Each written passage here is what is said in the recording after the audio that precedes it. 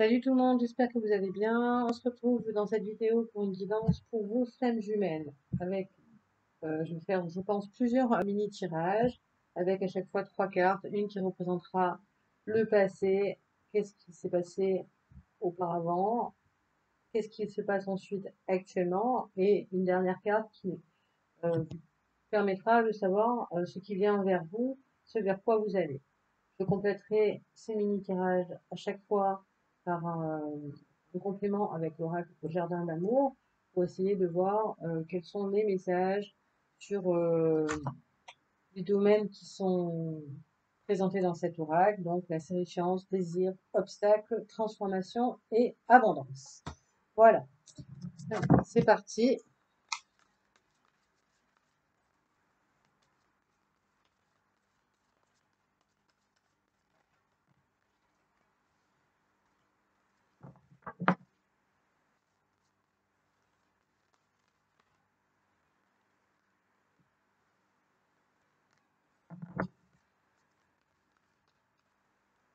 Alors, une dernière carte pour savoir ce vers quoi vous allez.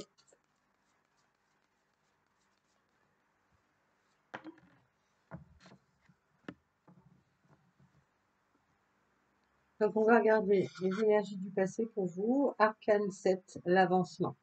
Avec cette carte, eh bien, on parle de cheminement, d'avancer chacun de votre côté sur vos capacités, votre manière de comprendre les choses, de les assimiler, de les intégrer et de les mettre en application, à la fois dans votre vie et aussi au sein de votre couple de flammes jumelles. C'est une carte qui est vraiment très positive.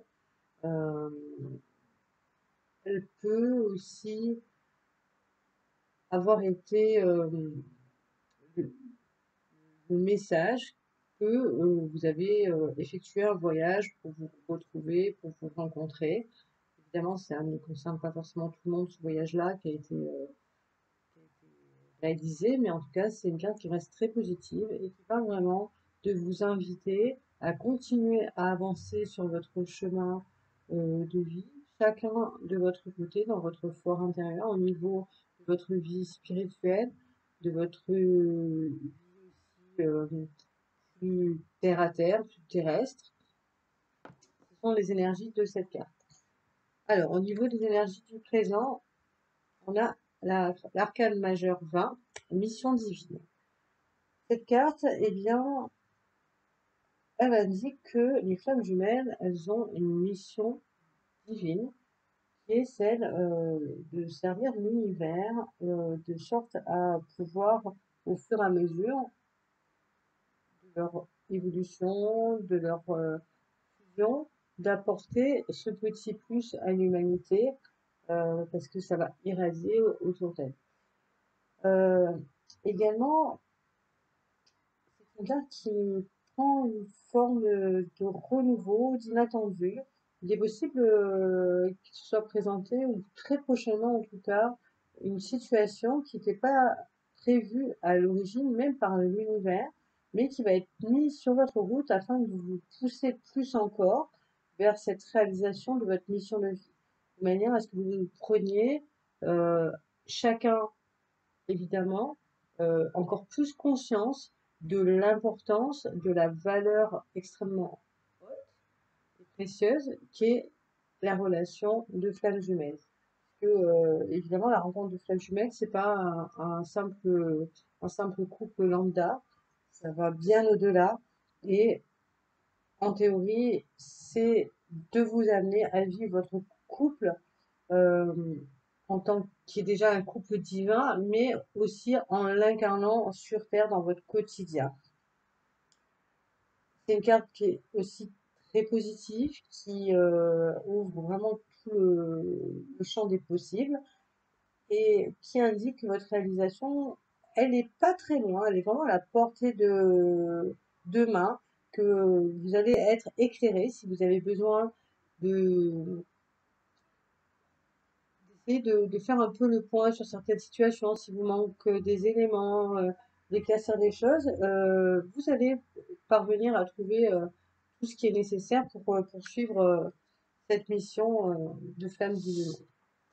Alors, dans le futur, il y a le 10 de fluide, la compensation. Alors, avec ce 10 de fluide qui parle de compensation, eh bien, on vous dit que vous avez une sorte de transfert d'énergie entre votre autre et vous. Ça peut être de vous aussi à votre hôte, ça dépend évidemment de votre situation. Donc il faut que vous adaptiez.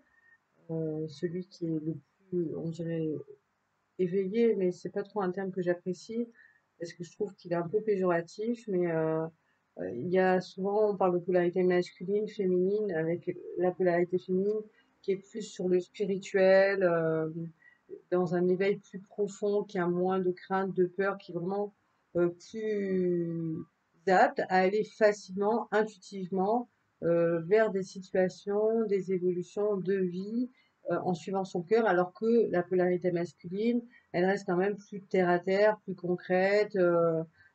Voilà. Donc en fait, il y a eu cette espèce de transfert d'énergie entre vous. Non, pas, pardon. Pas il y a eu, il va y avoir. Il va y avoir ce transfert d'énergie entre vous, de sorte à ce que l'autre comprenne justement la dimension unique que représente le couple de flammes jumelles. Et il va y avoir aussi cette espèce d'équilibre justement de vos polarités de masculin et de féminin sacré, de sorte à ce que ben, la charge énergétique elle soit répartie le plus justement possible. C'est aussi une carte qui indique que vous allez du coup travailler sur bah, toutes les petites failles que vous avez l'un et l'autre, mais aussi en même temps l'un avec l'autre et l'un pour l'autre, sans non plus vous oublier à chaque fois, en gardant à l'esprit que ben oui, les relations de flammes jumelles, c'est exceptionnel, c'est relié à la source, à l'univers, au divin, appelez ça comme vous voulez, peu importe, mais pour que votre flamme jumelle et vous puissiez vraiment aller vers la fusion, il faut que chacun ait pris conscience de son propre être, qu'il ait vraiment résolu bah, toutes ses blessures, etc. et équilibrer justement ses polarités masculines et féminines sacrées. Voilà pour les messages avec ces cartes. On va voir avec l'oracle au jardin d'amour, la série chance pour commencer. Un message pour vous.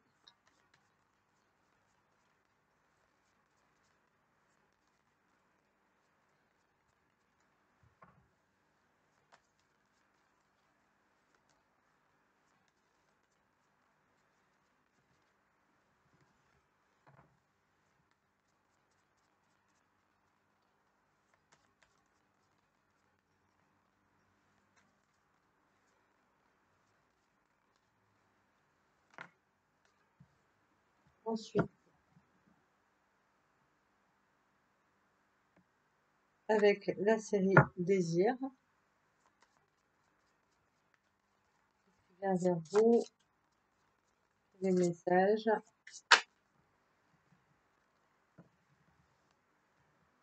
La série Obstacles, et conseil, pour surmonter une difficulté, ça dépend du message que délivrera la carte. Ça tombe dans les mains, c'est réglé.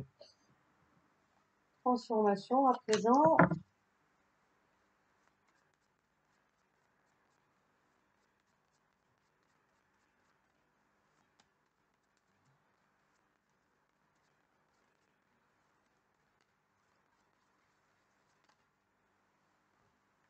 Et enfin, on va voir avec abondance. Alors, dans la série chance, vous avez la perfection. Pendant que je rêve d'un amour idéal, le temps passe. Ici, c'est une carte qui vous invite à être moins perfectionniste, à, à moins rêver aussi, à être plus ancré dans la réalité et à arrêter de chipoter pour que tout soit tiré à quatre épingles et absolument parfait. Parce que pendant ce temps-là, eh bien, le temps file et votre amour, du coup, votre lien, il en subit aussi des conséquences. Donc, c'est une carte qui invite en fait simplement à, à être dans une action concrète sans être dans l'idéalisme. La série désir, la réciprocité. Mon désir est décuplé lorsqu'il est partagé. Bien ici, effectivement, c'est une carte qui indique simplement que plus on partage des choses ensemble, que ce soit sur le plan charnel, euh, charnel concret, terrestre, dans le sens de faire l'amour, mais aussi, même si vous êtes éloignés l'un de l'autre, à cette capacité que vous avez justement en tant que flamme jumelle à pouvoir faire ce que certains nomment ça de l'amour tantrique, mais c'est justement cette capacité de transmettre ce désir via votre cordon à votre autre pour qu'il ressente ces énergies d'amour, de désir et qui vont entretenir justement la flamme. Et effectivement, c'est encore plus intense lorsque les deux euh, parviennent justement à s'envoyer ce genre d'informations d'un point de vue énergétique. C'est encore plus intense, plus profond.